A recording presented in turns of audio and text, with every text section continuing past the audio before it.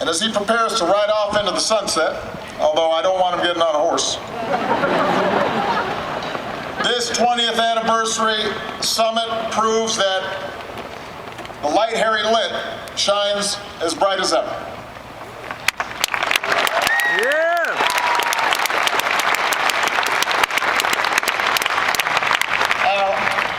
In a few months, I'll be riding off into that same sunset. Oh, it's true. It's okay. I mean, I'm gonna be coming around. I told you. I just won't have Marine One. I'll be driving. But let me tell you, one of the great pleasures of being president is having strong relationships with people who do the right thing. They get criticized, they've got a tough job, but they get in this tough business because ultimately they care about this country and they care about the people they represent. And that is true of Dianne Feinstein. That is true of Barbara Boxer. That is true of the outstanding governor of California, Dory. That's true of our outstanding folks who work for the Department of Interior and work for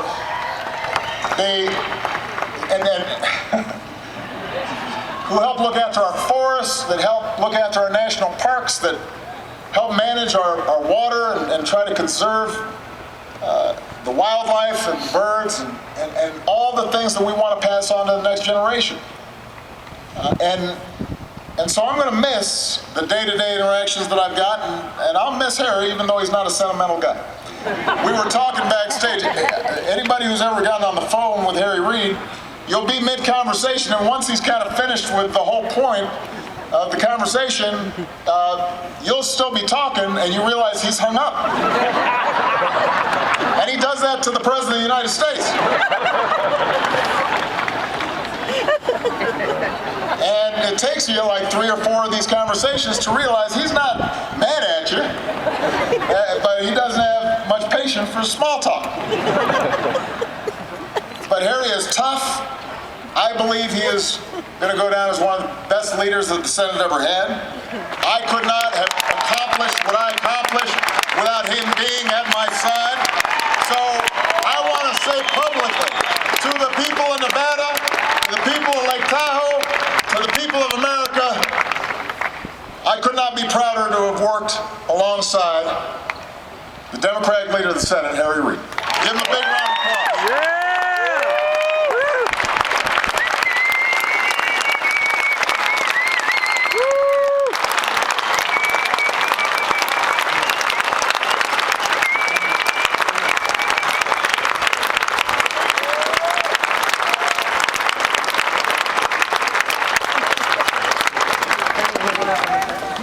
So, it's special to stand on the shores of Lake Tahoe. I have never been here. No, what? It's not like I didn't want to come. Nobody invited me. I didn't know if I had a place to stay. So now that I finally got here, I'm going to come back.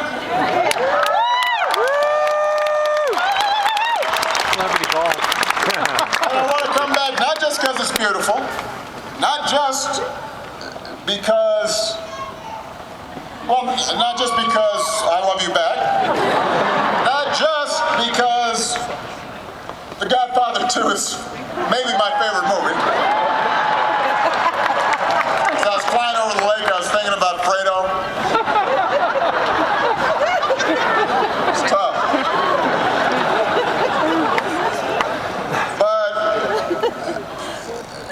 This place is spectacular because it is one of the highest, deepest, oldest, and purest lakes in the world. Yeah! It's been written that the lake's waters were once so clear that when you were out on a boat, you felt like you were floating in a balloon. Unless you were Fredo.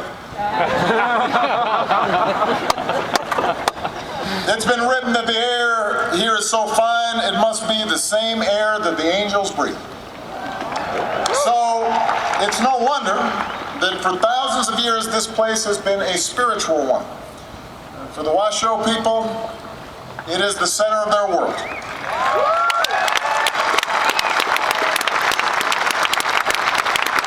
And just as this space is sacred to Native Americans, it should be sacred to all Americans.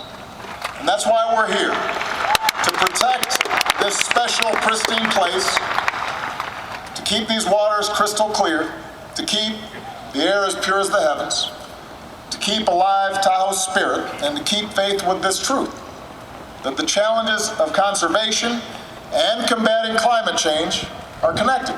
They're linked. Now, okay.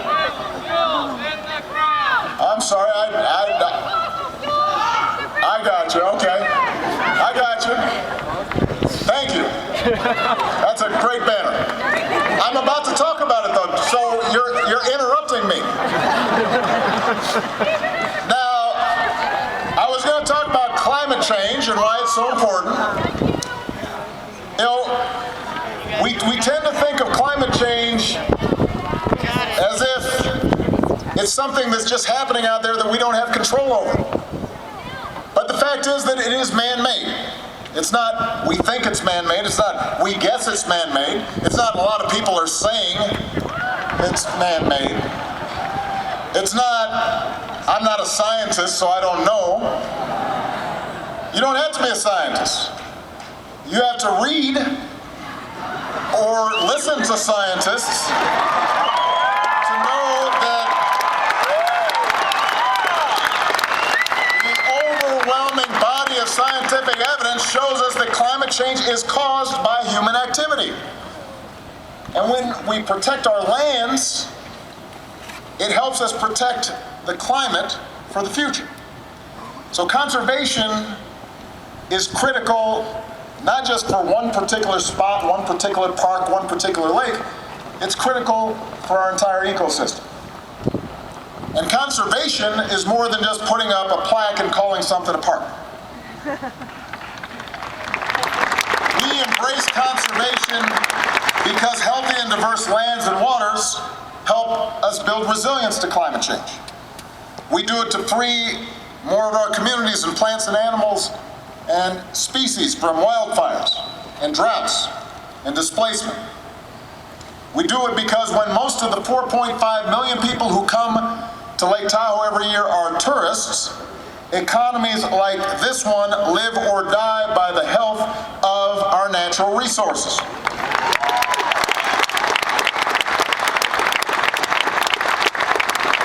We do it because places like this nurture and restore the soul. And we want to make sure that's there for our kids too. Well, as a former Washoe tribe leader once said, the health of the land and the health of the people are tied together. And what happens to the land also happens to the people. So that's why we've worked so hard. Everybody on this stage, Harry's leadership, the work we've done in our administration to preserve treasures like this for future generations. And we've proven that the choice between our environment, our economy, and our health is a false one. We've got to strengthen all of them together. In the 20 years since President Clinton and Senator Reid started this summit, federal, state, and local leaders have worked together to restore wetlands and habitats, improve roads, reduce pollution, prevent wildfires. And that last point is especially important because of the severe drought that all of you know and you can see with your own eyes. A single wildfire in a dangerously flammable Lake Tahoe basin could cause enough erosion to erase decades of progress when it comes to water quality. And the drought also endangers one of the epicenters of the world's food production in California. Changing climate threatens even the best conservation efforts. Keep in mind, 2014 was the warmest year on record until, you guessed it, 2015. And now 2016 is on pace to be even hotter. For 14 months in a row now, the Earth has broken global temperature records. Lake Tahoe's average temperature is rising at its fastest rate ever, and its temperature is the warmest on record. Because climate and conservation are challenges that go hand in hand, our conservation mission is more urgent than ever. Everybody who is here, including those who are very eager for me to finish so that they can listen to the Killers.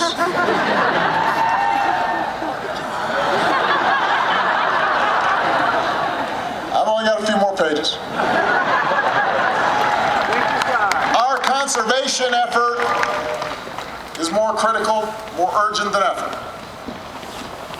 And we made this a priority from day one. We, as Harry mentioned, protected more acres of public lands and water than any administration in history.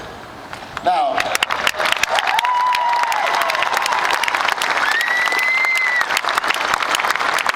last week alone, we protected land, water, and wildlife from Maine to Hawaii. Yeah! Including the creation of the world's largest marine protected area.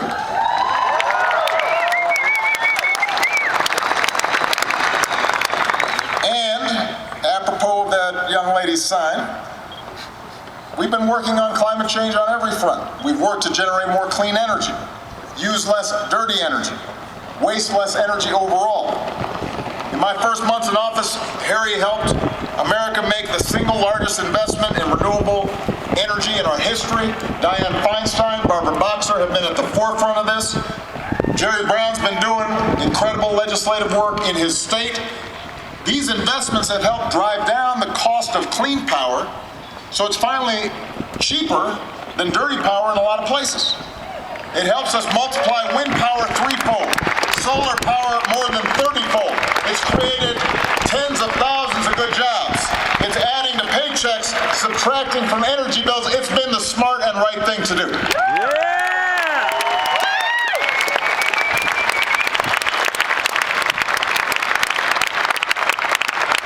And then 1 year ago this month, we finalized a clean power plan that spurs new sources of energy and gives states the tools to limit pollution that power plants spew into the sky.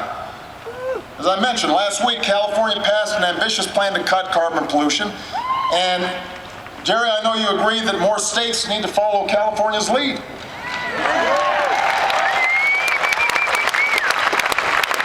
On a national level, we've enacted tough fuel economy standards for cars, which means you're going to be able to drive further on a gallon of gas.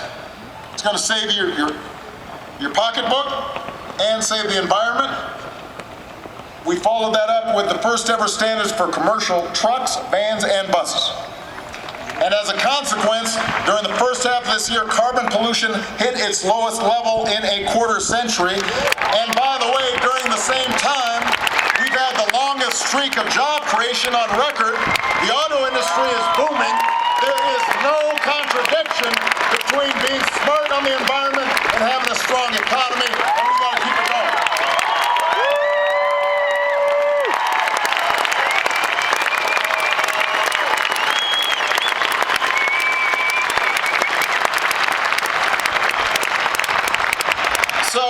So this isn't just a challenge, this is an opportunity.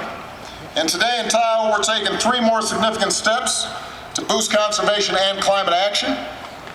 First, we're supporting conservation projects across Nevada to restore watersheds, stop invasive species, and further reduce the risks posed by hazardous fuels and wildfires.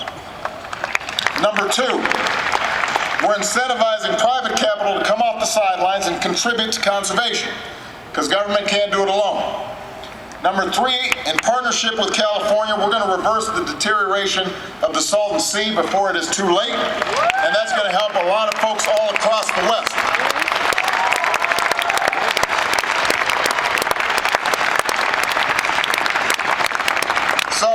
So we're busy. And from here, I'm going to travel to my original home state of Hawaii, where the United States is proud to host the World Conservation Congress for the first time. Yeah. Tomorrow I'm going to go to Midway to visit the vast marine area that we just created and to honor those who sacrificed their lives to protect our freedom.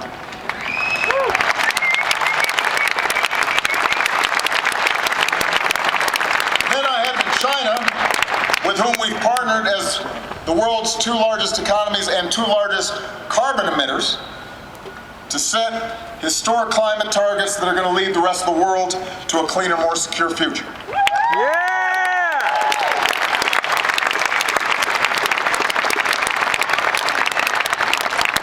Just go back to that quote by the Washoe elder. What happens to the land also happens to the people. I've made it a priority in my presidency to protect the natural resource we inherited because we shouldn't be the last to enjoy them. Just as the health of the land and the people are tied together, just as climate and conservation are tied together, we share a sacred connection with those who are going to follow us. I think about my 2 daughters. I think about Harry's 19 grandchildren. That's a lot of grandkids. The future generations who deserve clear water and clean air that will sustain their bodies and sustain their souls. Jewels like Lake Tahoe. And it's not going to happen without hard work. It sure is not going to happen if we pretend a snowball in winter means nothing's wrong.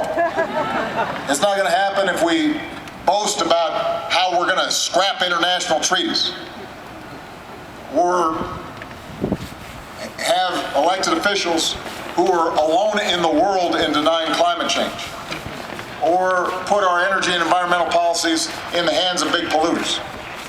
It's not going to happen if we just pay lip service to conservation but then refuse to do what's needed. You know, when scientists first told us that our planet was changing because of human activity, it was received as a bombshell, but in a way, we shouldn't have been surprised. The most important changes are always the changes made by us. And the fact that we've been able to grow our clean energy economy proves that we have agency, we've got power. Diminishing carbon pollution proves we can do something about it. Our healing of Lake Tahoe proves it's within our power to pass on the incredible bounty of this country to a next generation. Our work isn't done, and so after I leave office, and Harry leaves office, and Barbara's, she's going to be right alongside us on a slightly smaller horse. She's got to get up on top of it. After we've all left office, the charge to continue to make positive change is going to be in all of our hands as citizens. I always say the most important office in a democracy is the office of citizen. Change happens because of you. Don't forget that. Thank you.